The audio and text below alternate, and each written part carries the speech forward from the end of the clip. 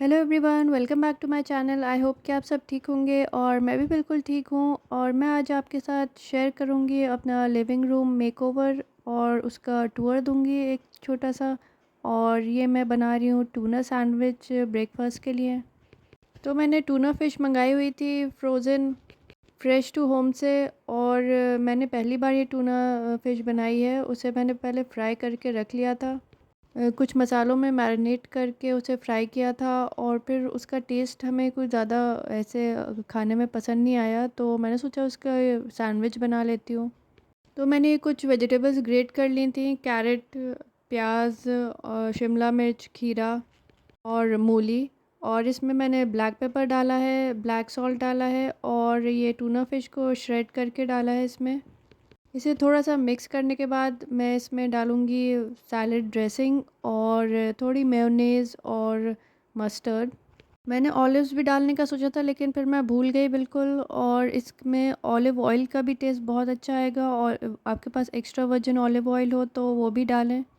तो मैंने ये सीज़र ड्रेसिंग मंगाई हुई थी, ये मैं पहली बार ही यूज़ कर रही हूँ अभी। और मुझे इसका टेस्ट कुछ ज़्यादा ख़ास पसंद नहीं आया, बस मंगवा लिया तो यूज़ कर लूँगी। और मैंने साथ में 1 टेबलस्पून विनेगर ऐड किया था। विनेगर की जगह लेमन जूस भी ऐड कर सकते हैं। और हाँ, मैंने मूली और खीरा जब ग्रेट किया था तो उन्होंने पानी बहुत छोड़ा, तो मैंने उसे थोड़ा स्क्वीज़ आउट कर दिया था पानी को, ताकि सैंडविच बनाने में ज़्यादा सॉगी ना हो जाए। तो फिर मैंने ये सब डाल के अच्छे से मिक्स कर लिया था और बस ब्रेड पे लगा के इसे अपने सैंडविच मेकर में टोस्ट कर लिया था। और बहुत ही यम्मी सा सैंडविच तैयार हुआ था इन सब वेजीज़ के साथ। टूना फ़िश भी अच्छी टेस्टी लग रही थी। ऐसे सैंडविच आप चिकन के साथ भी बना सकते हैं, खाली वेजीज़ के साथ भी बना सकते हैं, और टाइप की फ़िश के साथ भी बना सकते हैं। ये बहुत ही टेस्टी ऑप्शन है और हेल्दी भी है।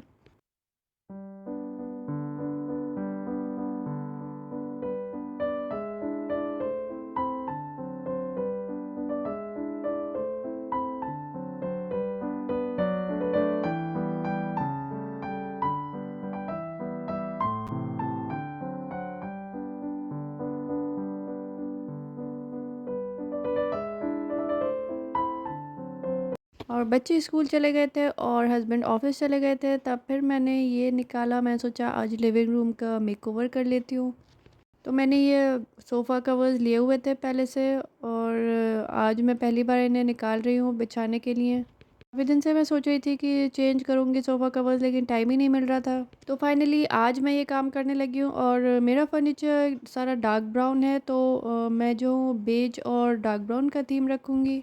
और मेरे सोफ़ाज़ की सीट्स बेज कलर की हैं और उनके कुशन भी बेज हैं, तो मैंने कुशन कवर्स भी लिए हुए हैं इसी कलर में। ये थोड़ा लाइट गोल्डन टाइप का कलर है और ये थोड़ा अलग सा मटेरियल है। ये एग्जैक्टली क्लॉथ भी नहीं कहेंगे, इसमें कुछ अलग ही टाइप रेक्सिन टाइप मिक्स्ड है। मुझे पता नहीं ये वॉशिंग मशीन में धुलने के बाद कैसा रहेगा, मैंने अभी तक इसे वॉश नहीं किया है।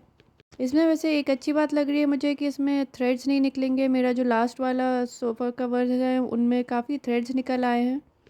तो इसमें सेल्फ में ही डिज़ाइन है, ये कुछ अच्छा सा फ्लावर्स का डिज़ाइन दिया हुआ है। मैं वैसे प्लेन चाह रही थी, क्योंकि मुझे डार्क कलर्स और ज़्यादा डिज़ाइन वाले पसंद नहीं हैं, तो लेकिन क्लोज़ टू प्लेन यही मुझे मिला। और ये देखिए, लिविंग रूम का पहले का लुक मेरा ऐसा है। मैंने सोफ़े पे जो कवर्स थे वो हटा दिए, ऑलरेडी वॉश करने डाल दिए हैं। अभी मैं ये कर्टन्स भी हटाऊंगी और कुशन कवर्स भी हटाऊंगी। हमने डिश वॉशर भी अपना लिविंग रूम में ही रखा हुआ है, क्योंकि किचन में हमारी जगह नहीं है सिंक के नीचे बिल्कुल भी। और इससे लॉकडाउन में हमने लिया था, तो उस वक्त कोई ज़्यादा ऑप्शन भी नहीं था कि हम सिंक को ऊंचा करवा के इसे रखवाते। तो हमने जल्दी में बस यहीं पर कनेक्शन करवा दिया पानी का और इसे यहीं रख दिया। वैसे तो अब हमें आदत पड़ गई है इसकी, लेकिन और कोई आता है होगा तो उसे अजीब सा लगता होगा कि डिश वॉशर लिविंग रूम में रखा हुआ है। तो मैंने ये सोफ़ा कवर्स और कुशन कवर्स अमेज़ॉन से ही लिए हुए हैं। आपको चेक करना हो तो मैं इनका लिंक डिस्क्रिप्शन बॉक्स में डाल दूँगी। इनके और भी कलर्स थे। आई थिंक 4 और 5 टाइप्स के और कलर्स हैं इनके। अगर इसकी वॉशिंग के बाद भी क्वालिटी अच्छी रही तो मैं ये और भी कलर्स में परचेज़ करूँगी, और जब वॉश करूँगी तो फिर उसके बाद भी आपसे इसका रिव्यू शेयर करूँगी। और ये देखिए, ये हैं कुशन कवर्स, ये भी मैंने अमेज़ॉन से ही लिए हैं। ये काफ़ी सॉफ्ट सा कपड़ा है और ये कलर बहुत बिल्कुल मैचिंग सा हो गया था। मुझे लगा पहले कि ये टू मच ना हो जाए, लेकिन फिर लगाने के बाद ये काफ़ी अच्छे लग रहे थे दोनों साथ में। इन कुशन कवर्स का डिज़ाइन मुझे बहुत प्यारा लगा है, और ये क्वालिटी वाइज़ भी इतने बुरे नहीं हैं, जबकि प्राइस इनका कोई ज़्यादा नहीं है। कपड़ा तो लाइट सा है, लेकिन इतनी ख़राब क्वालिटी भी नहीं है। मुझे अभी तक तो अच्छी लग रही है, पता नहीं वॉश के बाद ये कैसा रहे। तो अब जब मैं इन्हें भी वॉश करूँगी तब भी आपसे रिव्यू शेयर करूँगी इसका।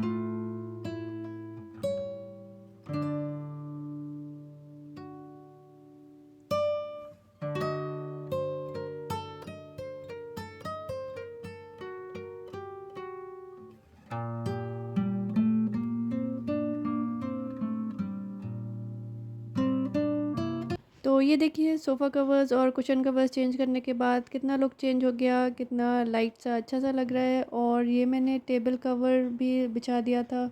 ये मैंने थोड़ा कंट्रास्ट रखने के लिए रेड लिया है, और ये रेड एंड वाइट चेक्स का है। और क्योंकि मेरे डाइनिंग टेबल पे भी रेड एंड ब्लैक चेक्स का टेबल कवर अभी लगा हुआ है। और अब ये ज़्यादा मुश्किल काम कर्टेन्स उतार के दूसरे लगाना, मुझे ये काम बहुत ही मेहनत का लगता है, और मैं ज़्यादातर ये हस्बैंड से ही करवाती थी। लेकिन इतना ज़्यादा कोई मुश्किल भी नहीं है, अगर आप करने लगो ना तो फिर आदत पड़ जाती है आपकी। फिर कोई काम मुश्किल नहीं लगता, बस अगर कभी किया ना हो जो काम तो सोच के लगता है कि ये मुश्किल है, ये नहीं कर सकती, लेकिन जब करने लगो तो फिर इतना कोई बड़ा नहीं लगता है काम। और ये सब प्रोबेबली आपके बचपन से देखने पे भी डिपेंड करता है। मैं हमेशा अपनी मम्मी को देखती थी कि वो और लोगों से ही ये सब ऐसे काम करवाती थी, तो मुझे लगता था कि ये बहुत मुश्किल काम है, इसके लिए आपको किसी की हेल्प ही चाहिए होती है। लेकिन ये डिपेंड करता है आपके पास हेल्प है। अब मेरी मम्मी के पास ये प्रिविलेज था कि उनके पास करने वाले लोग थे, तो इसलिए वो उनसे करवाती थी। अगर उन्हें भी अकेले ही करना होता तो वो भी कर लेती। तो अब अपने आप करके ये पता चल रहा है कि ऐसे ये आसान काम होते हैं घर के, कोई इतना मुश्किल नहीं है। और ये देखिए, मैंने एक क्लीनिंग रॉड ली हुई है अमेज़न से। मैंने इसे एक्चुअली ऐड में देखा था, तो मुझे अच्छा लगा कि ये इसकी स्टिक आगे से बेंड भी हो जाती है, फ़ैन साफ़ करने के लिए बहुत सही है ये। तो आज ये मैंने जहाँ से कर्टेन्स उतारे हैं, मैं इधर की वॉल और कॉर्नर साफ़ कर दूँगी, इससे काफ़ी अच्छा साफ़ हो जाता है। ये माइक्रोफाइबर क्लॉथ इस पे लगा हुआ है। ये काफ़ी यूज़फुल है वॉल साफ़ करने के लिए, और ऊपर के और डस्ट वस्ट साफ़ करने के लिए, जैसे अलमीराज़ के ऊपर डस्ट हो जाती है तो ये आसानी से साफ़ कर सकते हैं। इसका भी लिंक मैं डिस्क्रिप्शन बॉक्स में शेयर कर दूँगी अगर आपको चेक करना हो।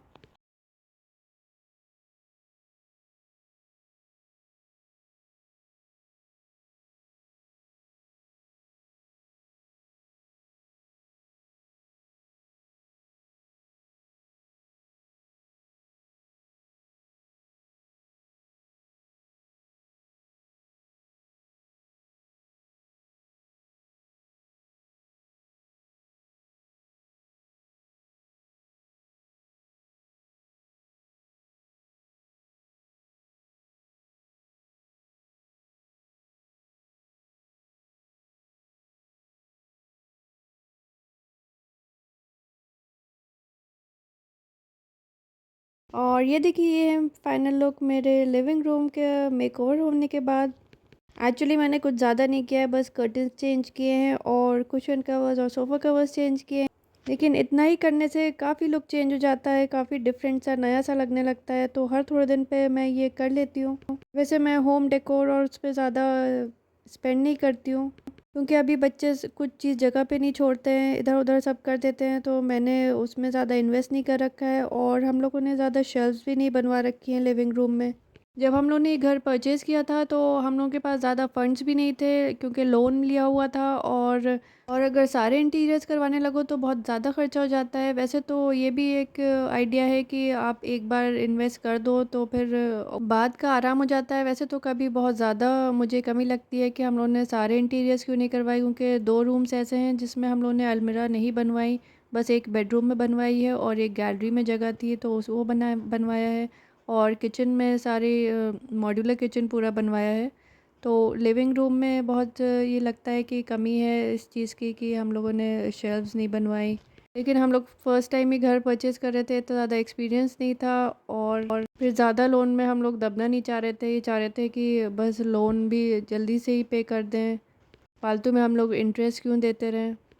तो ये देखिए, ये टेबल रनर है, मैंने ही बनाया था खुद क्रोशिया से और ये मैंने जापान में बनाया था। मेरी जब शादी नई नई हुई थी 2 साल मैं जापान में थी, तो वहीं पर ये मैंने थ्रेड लिया था और मुझे शौक़ हुआ तो मैंने यूट्यूब वीडियोस देख के ये बनाया था। उस वक़्त मुझे काफ़ी शौक़ हो गया था, काफ़ी चीज़ें बनाई थी और बच्चे नहीं थे तो टाइम बहुत था खाली और वहाँ पर कोई ऐसे ज़्यादा फ्रेंड्स भी नहीं होते थे, तो पूरे दिन घर में अकेले मैं यही सब करती रहती थी।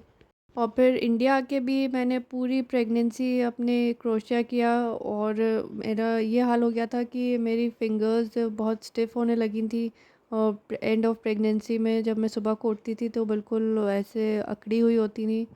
तो मैं डर जा गई थी उस वक़्त कि आर्थराइटिस तो नहीं है ये। और जब बेबी हो भी गई थी उसके बाद भी मुझे ये परेशानी रहती थी। अराउंड 3-4 महीने मेरा ऐसे ही रहता था कि फिंगर्स बिल्कुल स्टिफ़ होती नहीं, सुबह को थोड़ी देर बाद मूव कर पाती थी मैं। तो मैंने ऑर्थोपेडिक सर्जन को भी दिखाया तो उन्होंने दवाई दी और उन्होंने कहा ऐसा हो जाता है, ये प्रेगनेंसी के ही आफ्टर इफ़ेक्ट्स हैं। लेकिन वो शायद मैं जो इतना क्रोशा करती थी, फिंगर्स काफ़ी देर तक ऐसे बेंड रहती थी तो इसलिए वो शायद मुझे ये प्रॉब्लम हो गई थी। और क्योंकि सेकंड प्रेगनेंसी में मेरे पास टाइम ही नहीं था, मैंने ऐसा कुछ भी एक्टिविटी हॉबी अपनी नहीं की। बड़ी बेटी में ही लगी रहती थी, तो फिर बाय गॉड्स ग्रेस ऐसा कुछ प्रॉब्लम नहीं हुई मुझे। और ये देखिए, ये हमने एक सेंटर टेबल ली हुई है, इसके साथ ही ये 4 स्टूल्स हैं। ये बच्चों के लिए बहुत सही है, बच्चे बैठ के इस पे काफ़ी अपनी एक्टिविटीज़ करते रहते हैं। तो ये एक टेबल भी है हमारी, सेंटर टेबल, और सीटिंग अरेंजमेंट भी है। जब ज़्यादा लोग आ जाते हैं तो बच्चे सारे इस पे बैठ जाते हैं, तो काफ़ी आसानी हो जाती है। और ये देखिए, मैंने मेहनत करके सारा लिविंग रूम साफ़ किया था और इन लोगों ने स्कूल से आके ये हाल बना दिया है फिर से। मेरी बड़ी बेटी को आजकल ये क्राफ्ट्स का बहुत शौक़ चढ़ा हुआ है। वो फर्नीचर बना रही है कार्डबोर्ड्स बॉक्सेस से और पता नहीं क्या-क्या कॉटन ले लिए इसने। से सोफ़ा बना रही है अपने डॉल हाउस के लिए। और ये डॉल हाउस मैंने बनाया था लॉकडाउन में। इन लोगों को बहुत शौक़ रहता था कि हमें बड़ा डॉल हाउस चाहिए, तो मैंने कहा चलो मेरे पास कार्डबोर्ड बॉक्स बहुत सारे पड़े हुए थे, तो मैंने ये 3 बॉक्सेस को जोड़ के ऐसे 3 स्टोरी इनका डॉल हाउस बनाया। अब तो इसकी काफ़ी हालत ख़राब हो गई है। मैंने रैपिंग पेपर और पता नहीं क्या-क्या लगाया था इसमें, ये सब काफ़ी इसके फटा हुआ हाल हो गया है। और बड़ी बेटी जब कुछ करती है तो छोटी वाली साथ में ऑटोमेटिकली लग जाती है अपना कुछ करने के लिए। वैसे तो दोनों में लड़ाई भी होने लगती है एक ही चीज़ अगर वो करते हैं, लेकिन आज इसने अपना पेंटिंग का निकाल लिया है तो शांति से बैठ के अपनी पेंटिंग कर रही है। और मैंने सोचा ये दोनों एक्टिविटीज़ में लगी हुई हैं तो मैं खाना बनाने लगूँ, तो मेरे किचन में गए हुए 1 सेकंड ही हुआ था कि चिल्लाने की आवाज़ आने लगी, तो पता चला कि छोटी बेटी ने ये पानी पूरा गिरा दिया था अपने पेंट का और ये मेरा काम ऐसे बढ़ा दिया था। बस यही होता है कि बच्चे कुछ करते हैं तो 10 काम बढ़ाते हैं। और उसने अपने कपड़ों पे भी गिराया हुआ था, तो वो कपड़े चेंज करने चली गई और मुझे फिर ये सब साफ़ करना पड़ा। अभी दोनों छोटी हैं, अगर मैं इनसे साफ़ करने को भी कहती हूँ तो 10 काम और बढ़ा देती हैं, तो मैं सोचती हूँ कि मैं ही कर दूँ इससे तो। और ये देखिए, ये मैडम आ गई थी चेंज करके अपने कपड़े और इन्हें कोई फ़िक्र नहीं थी कि मैंने कितना मम्मी का काम बढ़ाया है। और मुझसे बोली लाइए मैं वीडियो में दिखाती हूँ मैंने क्या बनाया है पेंटिंग। मुझे ड्राइंग मैं बता रही हूँ क्या हो गया था। तो guys this is my drawing accidentally waterfall on it, that's why I put it in the balcony। और फिर बस शाम का टाइम हो गया था तो बच्चों को लेके नीचे जाना होता है। बड़ी बेटी तो पहले से ही अपने आप चली जाती है, लेकिन छोटी वाली मेरे साथ ही जाती है क्योंकि बड़ी कहती है कि इसको आप ही लाया करिए, मैं इसकी देखभाल नहीं करूँगी। तो इसे मैं इसकी फ्रेंड्स के पास पहुँचा के फिर वॉक कर लेती हूँ थोड़ा, कभी आधा घंटा, कभी 1 घंटा हो जाती है मेरी वॉक शाम को। और आजकल इसने छोटी बेटी ने अपने ट्रेनिंग व्हील्स रिमूव करवा दिए हैं साइकिल से, तो मुझे इसे पकड़ के चलवाना होता है। देखते हैं कितने दिन में सीखती है चलाना। तो मैं नहीं चाह रही थी, मैं कह रही थी एक अभी रहने दें, लेकिन उससे फिर साइकिल टेढ़ी करके चलाते हैं बच्चे तो वो भी ज़्यादा सही नहीं है, बैलेंस करना नहीं आ पाता है। अभी मुझे ही इसे पकड़ के भागना पड़ता है साथ में, अभी तो इसे बिल्कुल भी बैलेंस करना नहीं आता है। तो आज के लिए बस इतना ही। अगर आपको मेरा वीडियो पसंद आया हो तो प्लीज़ लाइक करिएगा और प्लीज़ सब्सक्राइब करिएगा मेरे चैनल को। Thank you for watching, bye.